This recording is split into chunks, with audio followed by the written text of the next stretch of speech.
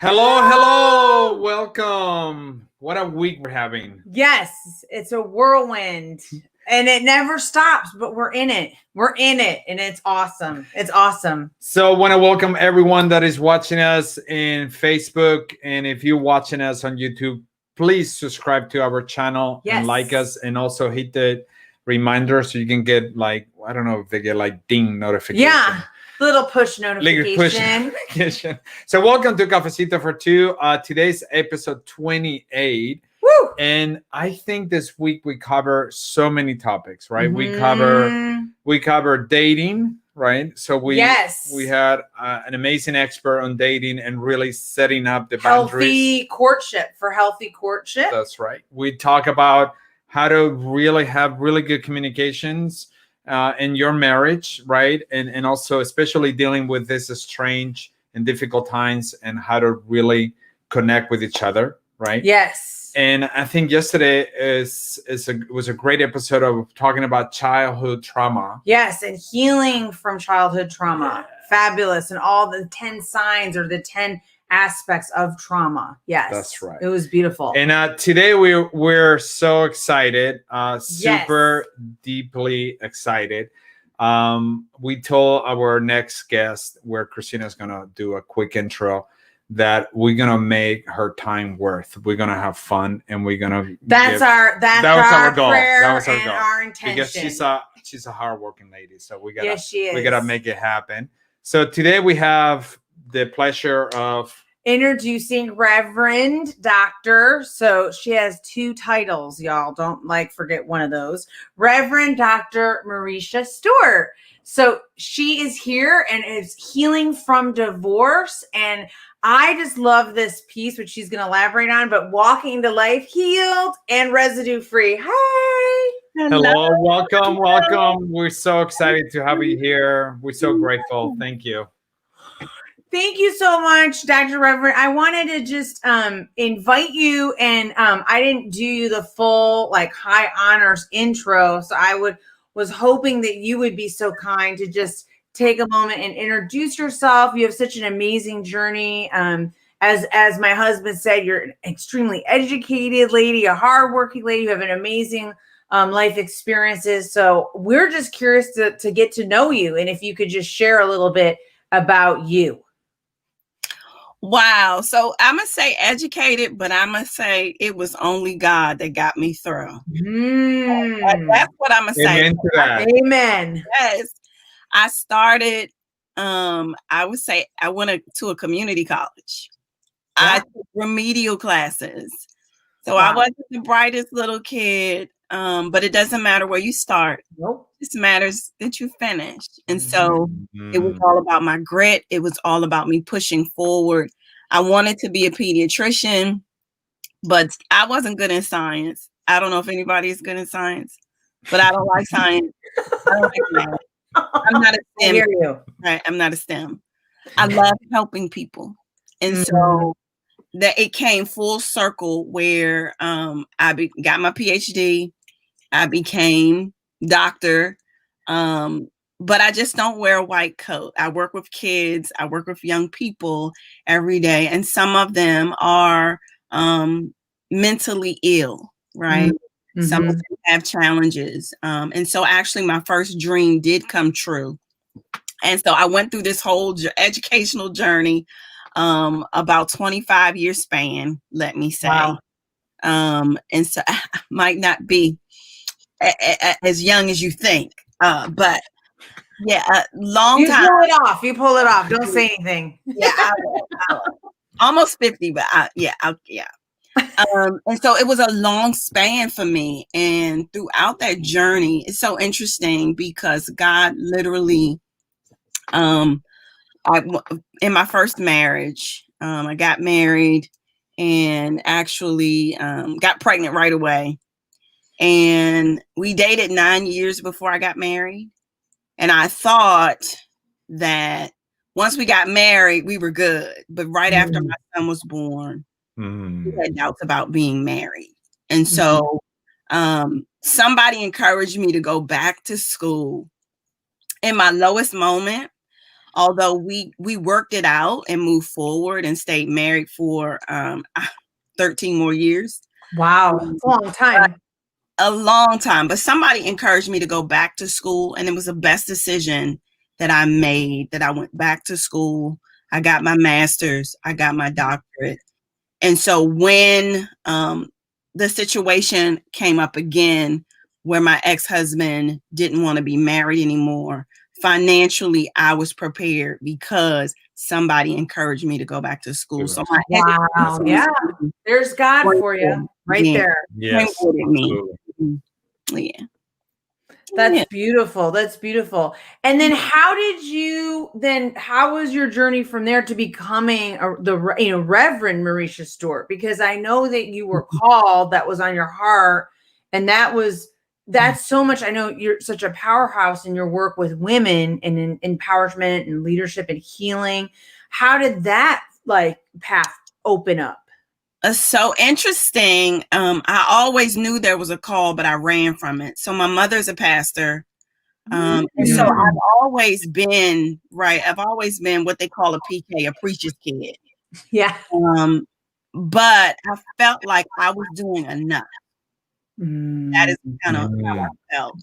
Until the separation and divorce, until I hit that marker, it's when really God started dealing with me on the call on my life. And so that is kind of what pushed me, I would say, to studying and pursuing and accepting the call, actually. Yeah. It's so funny, you know that saying, right? Foresight is 20/20, or hindsight, pardon me. Hindsight is 20/20. And you look back and it's so evident, right? God's fingerprints, right? And footsteps all over your life. But when we're in the midst of it and you're in crisis, you feel so, I should speak for myself. I feel so abandoned and alone. And it's like, how is this possibly going to turn out for good? Right? Like you can't even wrap your brain around it. And then look what happens. Like, I'm sure your life has been totally transformed. So it's so interesting because I was with my ex for a total of 24 years. And so I felt broken that the person that I had been with my whole adult life basically didn't want to be married anymore. And didn't want to seek counseling, didn't want to speak to our pastor, just was done with our relationship. And so being with someone over a span of 24 years, I was just broken. And we rarely fought. We rarely had arguments. And so whatever was going on was so hidden, I didn't know. Ooh. Right. And so I think the biggest piece was in the beginning, he did disclose that he was unsure that he made the right, that he really wanted to get married after my son was, we had just gotten married. And so hindsight for me was in the beginning, he was trying to be honest in the beginning. Right. But because of the time, because of other people and pressure, he felt it was easier to stay in the relationship versus in the relationship. Yeah. Absolutely. And that's one of the things that we do in our ministry as well. We do premarital counseling, and we also do retreats. So we open up that channel of communication, because what bothers you before you get married eventually is going to bother you even more when you're It's not going to go away. It's not going to go away as well. And I think we are a true example of that, because even though we went through premarital preparation, right, we had a breakdown as well. Yeah. So there was. Yeah, you can even be life will bring you to your knees, right, at some point. But I love what you said, is that he was trying to be honest, right, and he was trying to own it. But I think a lot of people, and our listeners, I think a lot of people can relate to that, right? That you may have God speaking to you, or intuitively you feel that in your heart, but you don't listen to it for whatever reason. You push it away. I think we can all relate to that. And there it goes. It came back up. It didn't go away. Yeah. It didn't go away, but in the same regard, for me, I felt like I lived a lie for the 14 years married, right? So yeah, for me, that's betrayal. it really was a lot. So again, that was my perspective. It was a lie, but really, truth be told, it is hard to really come out and be honest, especially I believe he loved me, right? I just believe he didn't want that commitment. And so it's kind of hard, but oftentimes it's easier to lie and to live the lie versus coming out and being honest about it. Yeah.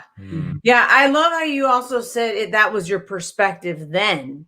What if you, how did God take you through the stages? I mean, because I know this is so much of what you impart to women and people now is taking that spiritual high road. How were you able to shift your perspective? Was it a choice? Was it gradual? Was time healing you? I mean, I'm just curious, because that is a big key factor, I would think. So the emotional trauma that I dealt with during the time, as soon as we separated, that was really when God was trying to deal with me. I had lost my hair. Wow. And so I literally had to, I would say, almost shave my head. It was due to the stress. Yeah. I dealt with suicidal thoughts. I dealt with a lot of different emotions because I felt like I wasted my time with someone when I could have been with someone else who wanted to be married. I wanted more children. He never wanted any more children. Like, it's so many things that I felt like, so God, why did you allow this? And so I literally remember as I was dealing with my suicidal thoughts, where I literally just wanted to drive off of the road, and God spoke to me and said, the reason why the thoughts are so strong is because of the call on your life. And the women that you are going to help down the road. And so once I received that answer, then I started to understand. So then God started dealing with me. And the first thing he had to deal with me is to help me to realize is that he loved me. I didn't feel loved. Oftentimes women don't feel loved. That's right. Yeah. Right. And so that is what I had to experience, God's love. Someone who I can't touch, someone who I can't tangibly feel, however, loves me so much. And that is where God started. And then it took me to learning how to love me again, learning who I was all over again, and then being open to love again. Wow.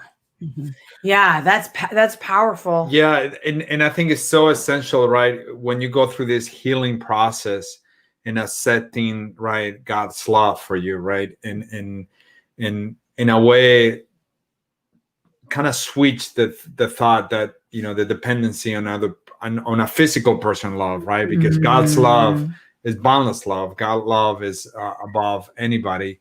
And when you start accepting that, you're like, wow, this is greater than anything that I have experienced. So, yeah. Yeah, it catapults you to a much better place, right? In the end. But that's a pretty profound moment. So this is the piece. It catapults you, but again, you still always have to work on the residue. Yes. And that's what your work is about.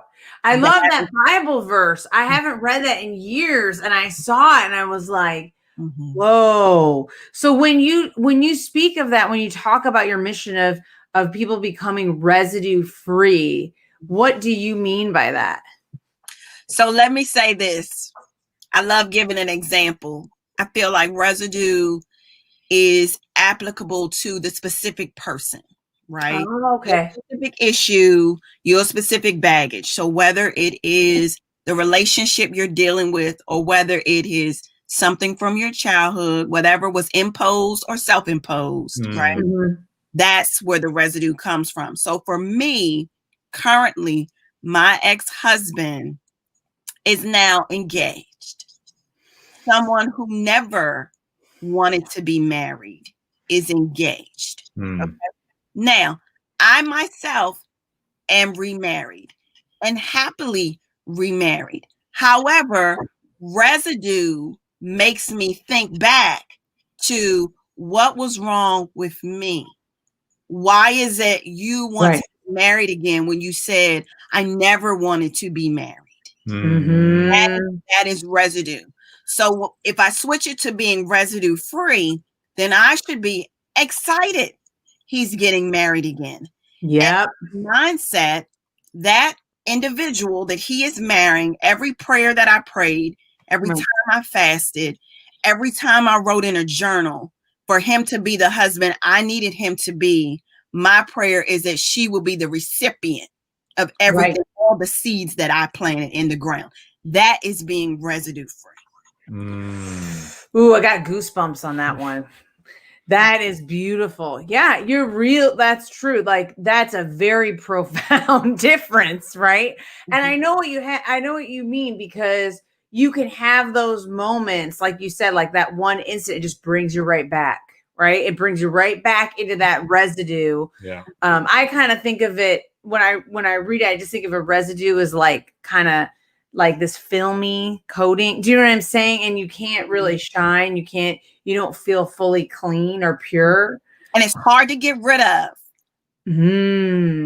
Hard to get rid of. So that's one of the reasons why I try to help women work through it, because there's so women, unfortunately, who don't work through it and don't realize this is the reason why you still attract the same men. This is the reason why you still have the same issues in every relationship you have. This is the reason why you have issues at work. It's just residue from whatever was imposed or self-imposed, and it's never been dealt with. Oof. So that's a pretty core issue. Yeah. It's like, if it's permeating all these different. So what do you think the cost is? Is the cost then that these people are imprisoned by their past? Like they're just stuck emotionally? Unfortunately, that's what we do. We hold on to our past and never embrace our future. We never look at the present, and we never look forward to the future, because we're trying to hold on to something behind us that does not impact us anymore, right? But again, that's your mindset. Yeah, because it's over. It's done. Yeah. Yeah. And you have the ability to recreate something brand new if you want to take it, if you want to walk towards it. But again, for some reason, we like looking in that rearview mirror versus looking forward. Yeah, we've noticed a lot too in terms of just being, during this pandemic, there's such closer proximity for people, right? In their relationships, in their homes, with their, partners or marriages or their children. And it's in your face, right? Like your issues are not easily, right, busied away or scheduled away. They're very up front and center. And I see that very much, like everyone, there's a rawness to it. And so what I'm hearing is that if the residue is presenting itself, that's an opportunity. Wouldn't that be an opportunity to look at it and to clean and pray on it? And I don't know, what are your thoughts? This is true, but like Michael Jackson's song, "The Man in the Mirror," typically we don't want to look at it. Face it, yeah. We don't want to. And this is the piece I had said this last night in an interview. Oftentimes we love praying about stuff. We love asking God to do stuff, but then we don't want to do the work. Right. Yeah. And get really down and dirty and into it. Yeah. The sweat. Right, you gotta address. It's very similar to if someone had an addiction. If someone had an addiction, right? The first thing is identifying, I have a problem, right? And so that's what people don't want to do. We do not want to look at the man in the mirror and identify our issues. We just don't. It's easier to wear a mask than to identify what is really going on with us. Yeah, it's painful. It's straight up painful to have to do that. Really. I see that. Wow. Yeah. Woo! Good stuff. Very good stuff. Yeah. So do you feel like you have like a new lease on? I mean, you're probably a totally different person because of all this. I am a totally different person, but in the same regard, between my podcast and my women's empowerment session, those are therapeutic for me. So I am pouring out. I'm also pouring back into myself. Now, don't get me wrong. I did therapy as well. Yes. I truly believe. We have to. I have. Yes. I believe in separating spiritual health and mental health. You understand? I believe in separating, right? I believe a lot of churches do not have the capacity to handle mental illness, right, in a way that it needs to be dealt with, right? And it should be some type of holistic approach, right? It just can't be one. It needs to be some type of holistic approach. Absolutely, yeah. Therapy for me was very helpful, right? Because it helped me to understand my thoughts, understand really what's important. Again, like I can't keep holding on to the past, right? I can't keep trying to hurt someone who hurt me. Right. You know what I mean? Yeah. So I had to deal with all of these different things concerning me. Because it really, when you go into therapy, it's not about anybody else. It's about you. It's about you, yeah. And how I deal with me. And so I truly believe with therapy, but then also, like I said, my podcast and my empowerment session, my ministry helps me as well. And my husband helps me because sometimes he checks me. Right. Which is very healthy.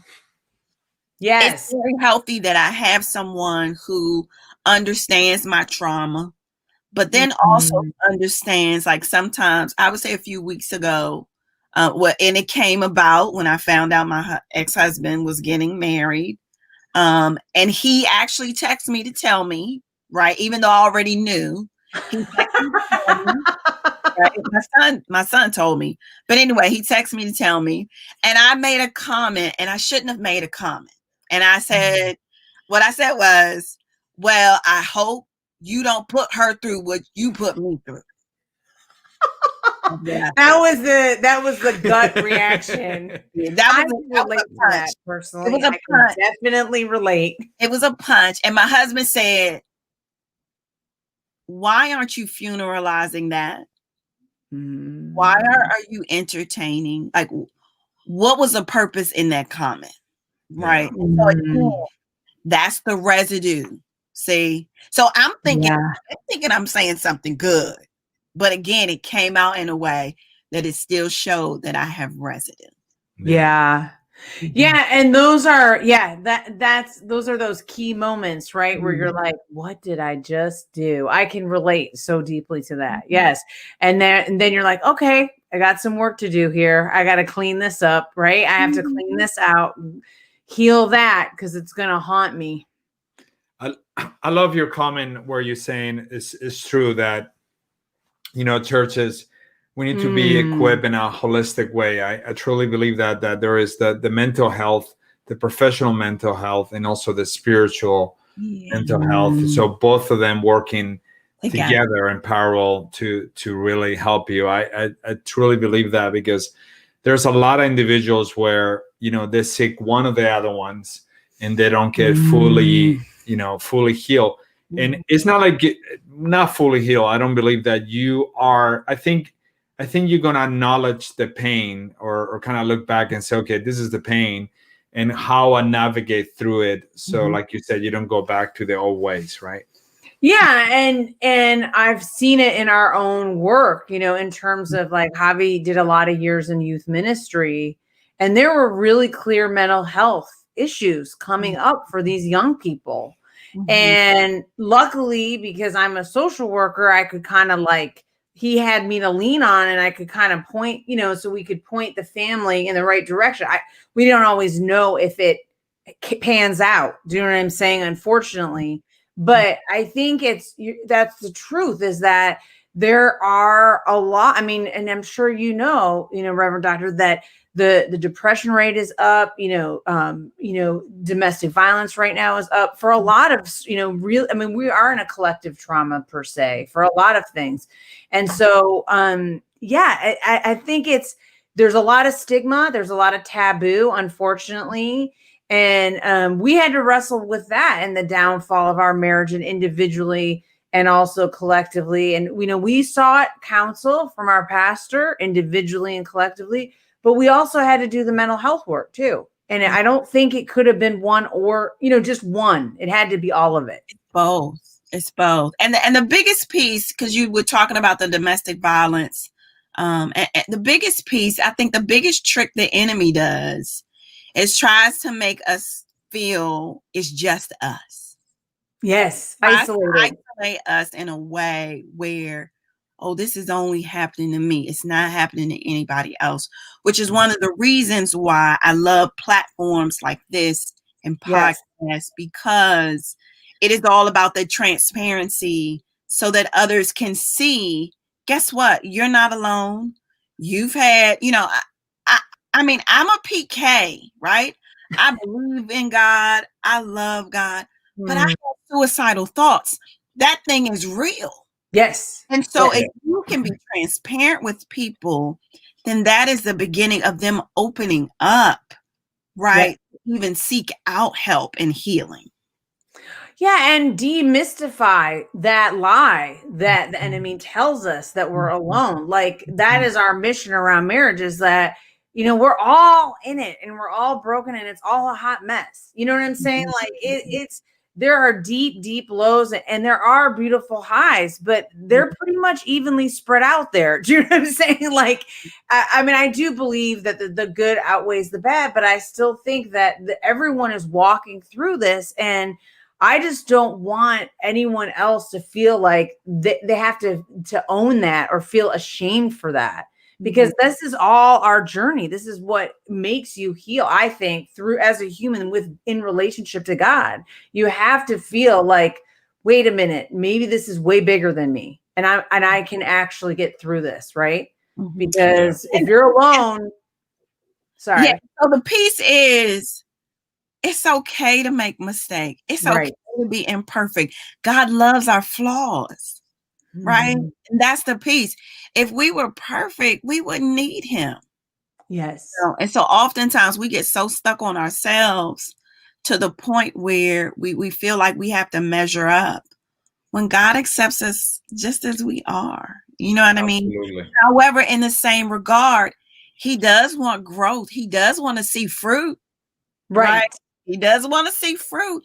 And either you can come openly or you can come kicking and screaming. But either way, he's trying to push you. I always say he's trying to push us into a place where we are helpful for the kingdom. Like, the things that we go through for a reason. We go to help someone else, just like you two. You are in a position where you've been through some stuff. Right. And so you're in a position to pour into other marriages, into other people, to say, hey, we were there. We understand. Yes. Guess what? You can grow. You can move from this, Right. Yeah. No, thank you for that. Amen to that. Yeah. I know when we first started our work, we would have close, family members and people in our lives, and they'd be like, why do you want to talk about all that? Like, why are you putting that in a book? But it was really good for us to hear that, because we realized, you know what? It's okay. That's where people are at. Yeah. I agree with what you say about really using these platforms and really letting other people know they're not alone, because like you were very open and you said, hey, listen, I have suicidal thoughts. Hey, listen, I'm thinking this way. I'm saying this way. And we're not giving this persona that we are perfect. And since we are perfect, we're going to help you because we know what to do. I think that notion that you need to be perfect in order to help others. That expert right, mentality. Well, it's not, we all broken. But like you said, you need to start producing the fruit. You need to start moving, right? And in order to broken crayons still work. Yes, they do. Yes. They do. Right. That's right. So I want to ask you, this is a question we ask all our guests. So I'm just curious. We always ask, what would you say or offer as advice or words of wisdom, anything to young couples or any couples that are engaged and about to marry? Do you have any advice or thoughts around what would you encourage them with?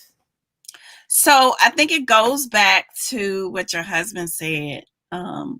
Whatever feelings you're having before, whatever thoughts you're having before, whatever reservations you're having before, I mean, it's really the Holy Spirit letting you know some things. Yeah. And so the question is, can you be honest enough, right, to admit whatever those things are? Can you be honest enough to share it, right? Because if you get it out in the open, then it's out in the open. Right. And you can make a decision whether or not you want to move forward or not. So my ex-husband decided to lie, right? He decided to hide his feelings. And then we lived, in what I thought was a really good marriage. But, so interesting. I feel like we lived, I had a great roommate. It wasn't a marriage. Wow. I had a great roommate. We were really good friends. We went on trips. We had a good time. I have an awesome son. And I truly believe, honestly, that the reason why the marriage happened was so that little soul could be born. Oh, yeah. All over again. I would go through it all over again for my son. But again, that's my perspective. And so I just feel like if you are engaged, if you are about to get married, you go through all of those premarital, sure, exercises and right? But the truth is, what are you really feeling in your gut? Because you typically, when I interview women, they typically say, I had a feeling in my gut. Yep. Yeah. Even on the wedding day, I've heard, even like when they're walking down the aisle, are like, this is the wrong thing. But again, oftentimes, this is what we do. We look at people for what they possibly can be. Right. And not who they are. Right. So we see the diamond in them. But unfortunately, if they don't see the diamond within themselves, they will never become the diamond. Very true. That's right. Very true. We see the potential, but again, if the person doesn't see the potential within themselves, it will never come into fruition. Yeah. So thank you. And I love that. Are you willing to be honest enough? That's right. That is deep. That is a good one, because that is for real. And Christina and I, we always reflect that we think these couples, they're about to get married. I mean, the wedding preparation alone is so much preparation, pressure, you name it. There are so many fanfare, so many logistics issue. They get caught into that, right? And they're thinking, okay, well, let's get over that, and then we deal with what we need to deal with. And Christina and I were so huge advocate. We're like, you know what? Don't worry about it. Don't worry about the preparation. Think about what you need to talk about now, and then you do a great stellar wedding, right? It's all about the wedding day, and never it's all. Well, that's another trick of the enemy, right? It's all about the preparations, the image, the presentation, but it's not of substance, right? Which really, because it's work. Marriage is work. So that's the piece. It's work, right? It's a vocation. It is a vocation. 2 different ways we've been raised, 2 different dynamics, 2 different cultures, 2 different broken people, like us coming together and making a junkyard and trying to figure out what you can use and what we throw away. Yeah. Like, I love it. The junkyard with a dumpster fire in the corner. It's already lit up. Work. It's work. But again, it's what you put into it. So I always say another piece of advice, it's your first ministry. Period. Mm-hmm. It's over church. It's over church. It is your first. It's over your children. Because your children don't go up and be gone. Yep. That is your first ministry. And that is what you have to keep in your head. This is my first. This is ministry is what this is. That's and if right. you're ready to work, and if you're not ready to minister to me and me minister to you, then it's no point in us walking down this aisle. Right. Yeah. Our pastor said, he asked me once, Christina, what's your job in your marriage with Javier? And I was like, I was like, this is a trick question. And he said, it's your job to get him into heaven. And he goes, and you know what his job is? To get you into heaven. Mm-hmm. Meaning, like you said, minister to one another. That is a vocation, 24/7, never ending marathon, spiritual marathon, and hazing along the way. But again, you gotta do it. Like, so that's the piece. Everybody wants to look at the fanfare, but they don't want to look at the work. And if you're willing to work, right? And if you're willing, if you feel confident when you walk down the aisle, then you, even the bumps in the road, the turns in the road, you'll still be on that journey, and you'll still be both in that car together, right? Right. Yeah. Again, you gotta work at it. Mm-hmm. Well, good. I'm pumped. I'm good. I'm good for the night. I got my fill. Reverend Dr. Marisha Stewart. She's amazing, and I'm complete. So there you go. Thank you so much. Where can people find you? Where people can listen? You have so much going on to your podcast. So my podcast, Lioness Queen, is on iHeartRadio, iTunes, Spreaker, Spotify, Google. It's typically on every station you can think of. And then I also have a YouTube channel. Normally my women's in sessions are posted there, Reverend Dr. Lioness Queen. You can find me on Facebook, Lioness Queen. There's Lioness Queen everywhere. Okay. All right. You just got to Google Lioness Queen. And we for everybody watching this later, there is all the links are there, all the description there, so you can sign out and check out and please subscribe to your podcast and your YouTube channel and really get to know you, because we have the pleasure to getting to know you, and we got so much from you, right? We're getting so much wisdom and experience, and at the same time, I think we get so much inspiration for wonderful people like you that are doing tremendous work. Yes, a wise woman. Thank you very much. Thank you for having me. This has been awesome. I love the duo. I love. Oh, thank you. He's my best friend. Oh, thank you. Oh, you get a kiss there. Okay. That's right. That's part of the deal. Yeah. It's intentional. It's intentional, right? And marriage should be. Absolutely. Oh, I got more goosebumps. So we want to thank everyone for joining us today, and we will see you. We will see you next time. Right? Yes. Thank you so much. Thank you so much. Bye-bye. God bless. Bye-bye.